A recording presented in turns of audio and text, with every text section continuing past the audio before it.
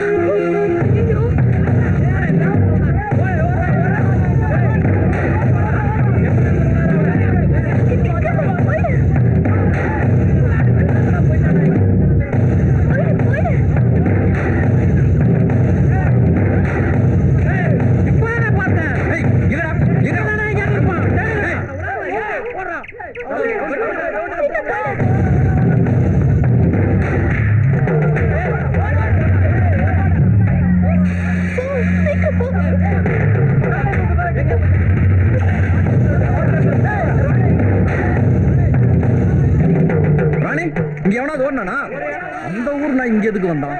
மாட்டோம் உயிரோட திரும்பி போறானான்னு பாக்குறேன். ஏய் பார், நாளைக்கு காலையில 10 மணிக்கு பூம்பாறையில் உனக்காக காத்துட்டு இருப்பேன். நீ வரணும். வரல 10 நாளானும் சரி, அங்கேயே வெயிட் பண்ணிட்டு இருப்பேன்.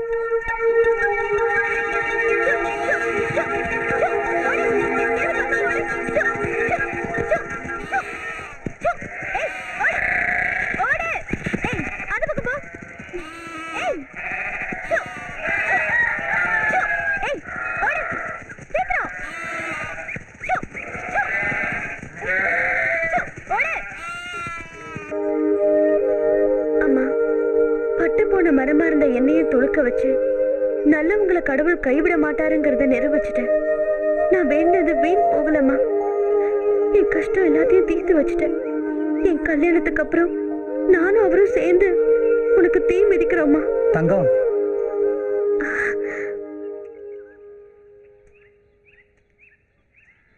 என்னாச்சு உங்களுக்கு?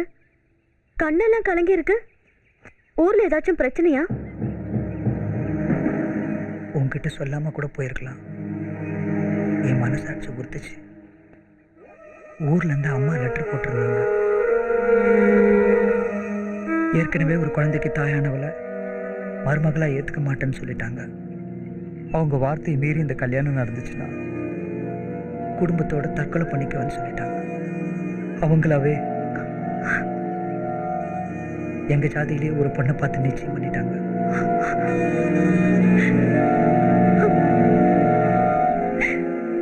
என்ன மன்னிச்சிருந்தாங்க.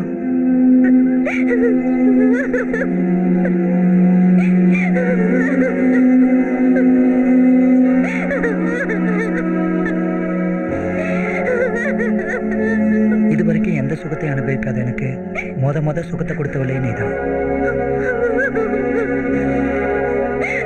உன்னை கடைசி வரைக்கும் மறக்க மாட்டேன் தங்கம்.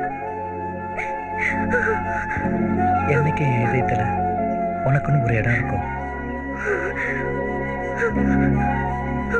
நம்ம பிரியறதுல ஏற்படுற வலி உன்னை விட எனக்கு தான் அதிகம் தங்கம். ஏன்னா காதல் தோல்வியில் உனக்கு ஏற்கனவே அனுபவம் இருக்கு. எனக்கு இதான் முத அனுபவம். துப்பு தங்கம், நான் செஞ்ச பாவத்துக்கு கண்டிப்பா கடவுள் எனக்கு தண்டனை தருவான்.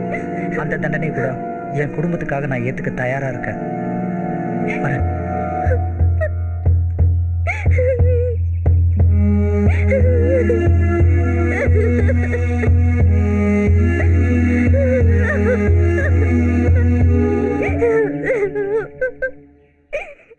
ஏமாறதுக்கும் அசிங்கப்படுறதுக்கும் பிறந்தவதான் பொண்ணு. நீயும் பொண்ணாவே பிறந்துட்ட.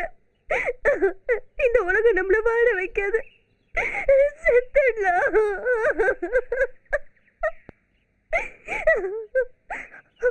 இந்த அம்மா போற இடத்துக்கு வருவியா?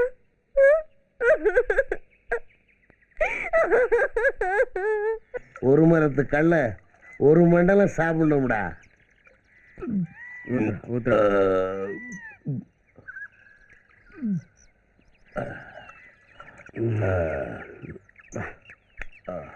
ரெடியார இந்த கருப்பியா அப்பாயன் வெடிகுண்டு துப்பாக்கின்னு ஏற்பாடு பண்ணிட்டுறதா பேசிக்கிறாங்க.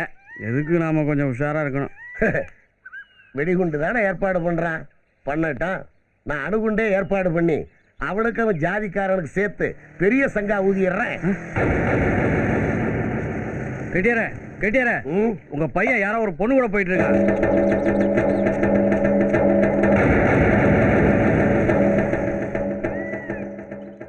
என்னடா சொல்ற? உங்க பையன் தான். டேய் சரியா பார்த்து சொல்றான். ஆமா கெட்டியார, பைக்கு பின்னாடி அந்த காலனி பூனை எது கட்டி புடிச்சுக்கிட்டு ஜாலியா போயிட்டு இருக்கான். கெட்டியார, ஊருக்கு விஷயம் தெரிஞ்சது, வெளியில தலகாட்ட முடியாது. மூஞ்சியில முக்காடு போட்டு தான் போனோம். உங்க பையனை கண்டிச்சு வைங்க, இல்லைன்னா அவங்களுக்கு நம்ம சம்மந்தி ஆக வேண்டியதுதான். நான் கர்ப்பமா இருக்கேன். இது மட்டும் என் வீட்டுக்கு தெரிஞ்சது என்னை கொன்னே போட்டுருவாங்க. இனி நான் வீட்டுக்கு போக முடியாது. என்னை நீ எங்கேயாவது கூட்டிட்டு போயிடு சக்தி. என்னை தேட வேண்டாம்னு லெட்டர் எழுதி வச்சுட்டு வந்துட்டேன். இப்படி பெத்த வயிறு ஏறிய விட்டுட்டு போயிட்டாளே சண்டாளி. நான் என்ன பண்ணுவேன்? என்ன பண்ணுவேன்? அழாதீங்கக்கா. ஊரு ஜனமே மூஞ்சில காரி துப்புமே. என்ன பொண்ணை வளர்த்தேன்னு நான் என்ன பண்ணுவேன்? அவன் எங்க இருந்தாலும் தேடி கண்டுபிடிச்சு கொண்டாருக்கா. இருட்டுற வரைக்கும் இங்கே இருந்துட்டு ராத்திரி கிளம்பி தஞ்சாவூர் போயிடுவோம். பயப்படாத ராணி. நம்ம எவ்வளவு கஷ்டப்பட்டாலும் பரவாயில்ல, கூலி வேலை செஞ்சு கூட நம்ம பொழைச்சுக்கலாம்.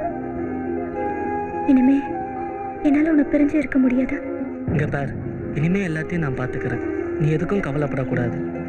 இவ்வளோ சந்தோஷமான விஷயத்த சொல்லிட்டு ஏண்டி அழுவுற? சரி தங்கம் இல்லை, சரி சரிடி செல்லம். சரி ராணி, நீ சிரிச்ச எவ்வளோ அழகா இருக்க தெரியுமா?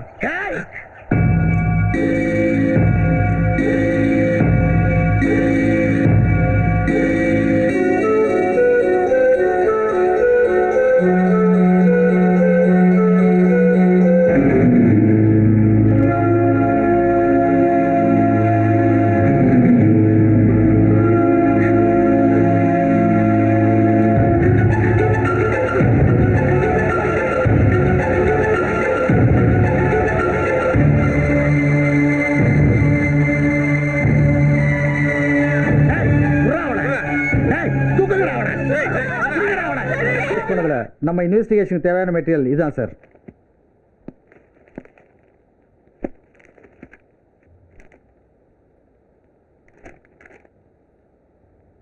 வேலுப்பிரபாரோட ஃபோட்டோவில் இருக்கிறது பத்மாங்கிற ஒரு ஸ்கூல் டீச்சர் சார். இந்த லெட்டர்ஸ் எல்லாம் பத்மா தன் கைப்பட வேலுப்பிரபாருக்கு எழுதின லவ் லெட்டர்ஸ் சார். வேலுப்பிரபாருக்கும் இந்த பத்மாவுக்கும் கல்யாணம் கூட ஆயிருக்கு சார்.